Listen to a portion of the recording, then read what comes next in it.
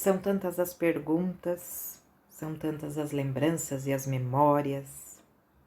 Mas eu vou começar num povoado muito distante daqui, onde tudo parecia faltar, ou quase tudo. Nasceu um menino. Um menino igual a qualquer outro menino, nem pequeno nem grande, apenas um menino. De diferente, suas orelhas. Sim, em formato de conchas. Estranho, o mar era muito longe dali, eles só ouviam falar pelas histórias dos estrangeiros. Mas era um bebê atento, escutava, lembrava de tudo, de tudo, de tudo. Tudo que ouvia, tudo que contavam, ele guardava. As histórias dos deuses, as histórias que tinham acontecido quando o povo chegou ali, o nome dos primeiros da tribo, as guerras vencidas, as batalhas perdidas, onde os corpos haviam sido enterrados, os grandes amores, as infinitas decepções. Ai, tudo daquela terra, aonde começava o campo de uma família e outra, as aventuras vividas e, claro, as inventadas. Ele era diferente das outras crianças, sim, porque além de ouvir, ele não só ouvia as histórias, ele guardava.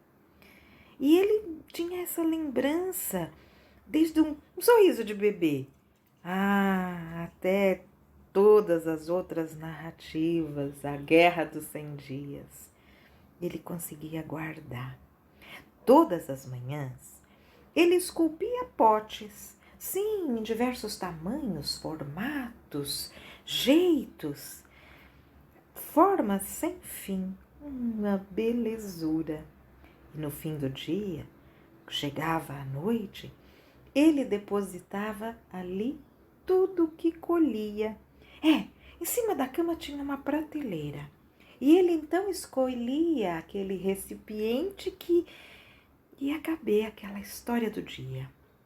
Então, ele pendia a cabecinha, sua orelha em formato de concha, e ali eram deixadas as histórias, seus tesouros, uma preciosidade. Quando ele ficou grande, e os outros também, ele acabou ficando ali na floresta, na ilha. Ele não foi floresta dentro, desbravar, sair e tudo mais. Ele permaneceu ali. Ele queria guardar aquilo que ele experimentava, aquilo que ele... Era um tesouro. As histórias que permitia serem vividas e revividas, e enfim. Mas um dia uma sombra se abateu ali. Era a guerra que começava. Todos os rapazes foram convocados, menos ele. Ele ficou ali. Ele ficou ali para atravessar aqueles tempos difíceis. E usou das histórias, das palavras, como um alimento e como um conforto. E o tempo passou. Um silêncio, uma angústia. E os homens não voltaram. Voltaram foram os estrangeiros. Tomaram todas as casas, tomaram todas as histórias, todos aqueles tesouros foram destruídos todos. Não sobrou nada, nenhuma memória. Então parecia que já não existiam mais histórias. Eram histórias novas que vinham, costumes dos outros, palavras dos outros. As palavras se perderam. O silêncio trouxe um enorme vazio. Então aquele menino homem recolheu em segredo sua tristeza, seu tesouro, e caminhou. E aí ele avistou o mar pela primeira vez e chorou. Ele havia perdido seus potes, suas histórias, suas lembranças. Mas então, com o pezinho ali nas ondas, veio uma concha. Apareceu uma concha, uma grande concha. Era como se a imensidão do mar tivesse sido colocada ali. E ele levou a concha aos ouvidos e o tempo parou. Era o som do mar. Dentro da concha, um sussurro, ele reconhecia as palavras dos ancestrais, dos antigos. As histórias pareciam as histórias, aquele som misterioso indo e vindo. Ele foi reconhecendo as histórias, as palavras do início do mundo. Ele foi resgatando aquilo que havia sido esquecido. Como se o som entrasse dentro das orelhas. A palavra do povo, a confiança, não podia ser roubada. Retornou. Ele retornou para a aldeia, que estava desgastada, estava destruída, todos partidos, tudo sem força, sem beleza. O povo com medo.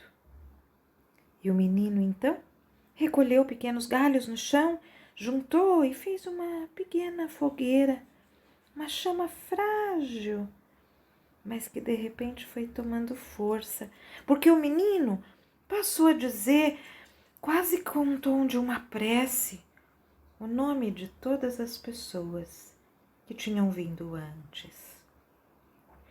As histórias da aldeia, todos os feitos, todas as vidas. As labaredas, reacenderam a força.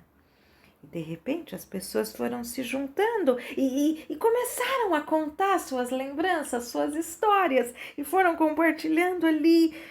E o menino, devagar e com calma, foi esculpindo um pequeno jarro, e as pessoas foram colocando ali suas memórias, suas palavras, suas tristezas também, mas suas alegrias.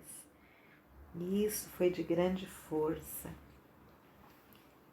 Nessa hora, eu prefiro ler e vou ler para vocês. Houve espaço para o choro, para o lamento, para o riso e para a celebração. E a partir daquele dia teve início um novo tempo.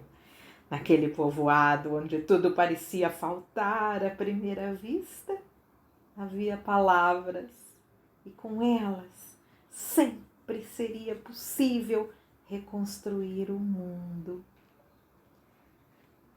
É uma adaptação com um trecho de leitura do livro O Guardador de Memórias, de Denise Guilherme, e ilustrações de Rebeca Luciani, da Moderna.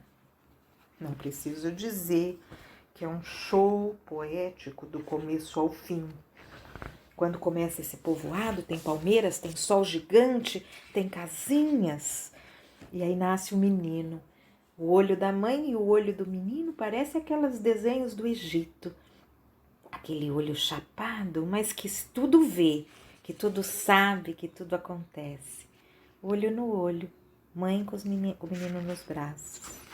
E aí vira a página, é aquele menino diferente, a gente só vê as sombras e os pés, o manto da mãe e a cabecinha do menino. Então, tem uma fogueira e ele olhando as estrelas, os passarinhos ali ciscando, e ele olhando na fogueira, ele vai visualizando pena, estrela, coração, os potes, os beija-flores. Na outra página, tá ele deitadinho com a orelha num pote enorme, esculpido, parece numa argila, né, no desenho, com ilustrações. E dentro do pote tá como se fosse um beija-flor cor-de-rosa que acarinhasse o menino que recolhe as histórias ali.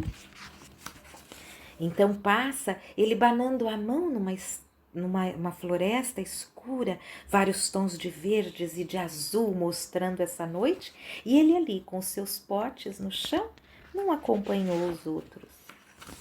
Mas aí o tempo passa e tudo acontece, e vem como um pássaro escuro e faz aquela sombra e aquela agitação dos desastres todos. Na outra página, um vermelho intenso, passarinhos escuros e os potinhos trincados, rachados, caídos. Todas as histórias assim, rompidas. Mas ele vai e conhece pela primeira vez o mar. As mãozinhas sobre os olhos, apoiado o cotovelo no joelho, aquela imensidão à sua frente.